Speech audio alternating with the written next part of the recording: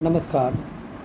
अनंत कथा अमृत के आज के अध्याय में महाराज जी द्वारा की गई ऐसी प्रारंभिक क्रियाओं को हम उनकी तपस्या और साधना की संज्ञा देते हैं, किंतु वह तो केवल उनकी त्रिगुणात्मक काया के परिष्करण हेतु की गई क्रिया मात्र ही न कि सिद्धि प्राप्ति हेतु की गई तपस्याओं अथवा साधनाएं स्वयं सिद्ध रूप अवतरित बाबा जी महाराज को किसी प्रकार की सिद्धि प्राप्ति हेतु कोई प्रयास की आवश्यकता थी ही नहीं, परंतु त्रिगुणी माया से संभूत तथा प्राप्त शरीर को पंचभूतों पंच तत्वों के आकर्षक से मुक्त रखने हेतु रजोगुणी एवं तपोगुणी तत्वों का विभिन्न क्रियाओं द्वारा शुद्धिकरण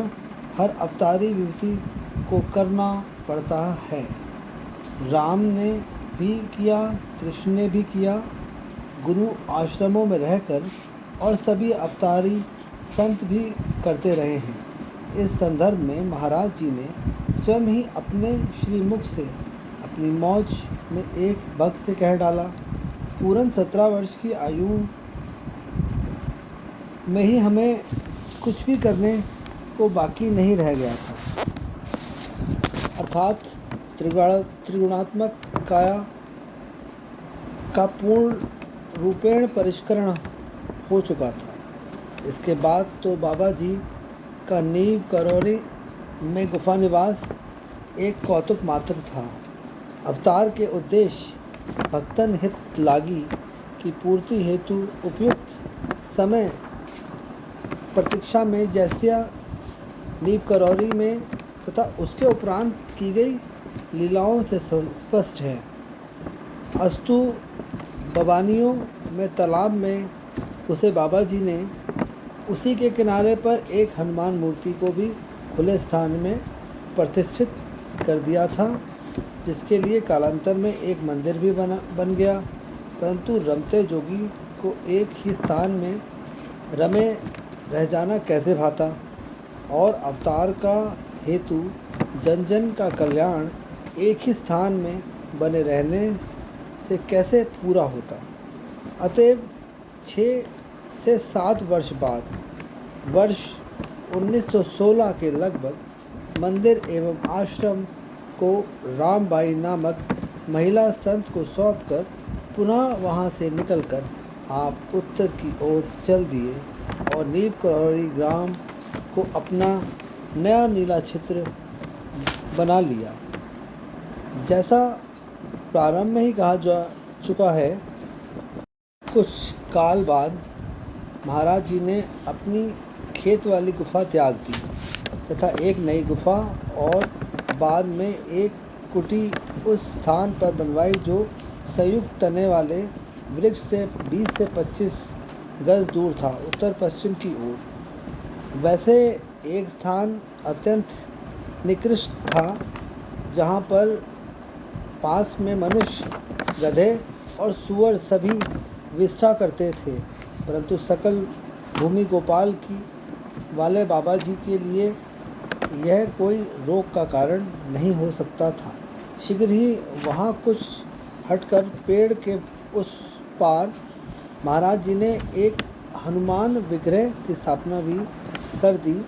बिना उसके ऊपर वर्तमान रूप मंदिर नुमा भवन बनाए मूर्ति दीवार से सटकर सीमेंट की बनाएगी।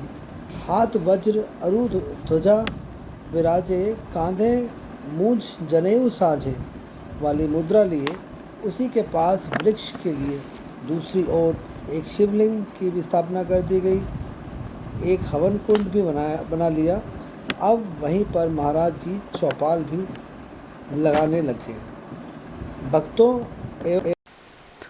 कुछ काल बाद महाराज जी ने अपनी खेत वाली गुफा त्याग दी तथा एक नई गुफा और बाद में एक कुटी उस स्थान पर बनाई जो संयुक्त तने वाले वृक्ष से 20 से 25 गज दूर था, उत्तर पश्चिम की ओर। वैसे यह स्थान अत्यंत निकृष्ट था, जहाँ पास में मनुष्य, गधे और सुअर सभी विष्ठा करते थे, परंतु सकल भूमि गोपाल की वाले बाबा जी के लिए यह कोई रोक का कारण नहीं हो सकता था। शीघ्र ही वहाँ कुछ हटकर पेड़ के पास महाराज जी ने एक हनुमान विग्रह की स्थापना भी कर दी। बिना उसके ऊपर वर्तमान रूप मंदिर नुमा भवन बनाए। मूर्ति दीवार से सटकर सीमेंट की बनाई गई। हाथ वज्र अरु ध्वजा विराजे, कांधे मूंज जनेऊ साजे वाली मुद्रा लिए। उसी के पास वृक्ष के दूसरी ओर एक शिवलिंग की भी स्थापना कर दी गई। एक हवन कुंड की भी बना लिया। अब वहीं पर महाराज जी की चौपाल भी लगने लगी थी। भक्तों एवं गांव वालों की भीड़ कीर्तन भजन तथा भिन्न भिन्न पौराणिक एवं अन्य प्रकरणों पर वार्ताएं भी यहीं पर चलती रहती। इस मंदिर के पूर्ण रूपेण यथाविधि प्रतिष्ठापन में बाबा जी महाराज ने जनहित हेतु एक माह के लिए हवन यज्ञ महोत्सव का भी आयोजन किया। लीला नायक के रूप इस यज्ञ में जगह जगह से प्राप्त सैकड़ों मन हवन सामग्री व घी आदि का प्रयोग हुआ। इसी के साथ वृद्ध भंडारा भी आयोजित हुआ, जिसमें आसपास के गांवों एवं जिलों से आए हजारों स्त्री व पुरुष, बाल व वृद्ध, युवक व युवतियों ने नित्य हलवा पूरी आलू का प्रसाद पाया। इसी अवसर पर बाबा जी महाराज ने अपनी जटाओं का भी विसर्जन कर दिया। इसके बाद महाराज जी की प्रसिद्धि ख्याति स्वतः चाहू और फैलने लगी। अब तो और भी दूर दूर से भक्त, जिज्ञासु, आरत, दीन दुखी उनका अमोघ आशीर्वाद पाने नीप करौली आने लगे। अब तक का यह नगण्य सा गांव एक तीर्थ के रूप ले उठा और इसके अधिष्ठाता मूर्ति रूप में हनुमान जी और शरीर रूप में बाबा जी महाराज सर्वमान्य हो गए। मनसा पूर्ति हेतु आज के अध्याय में बस इतना ही। राम राम।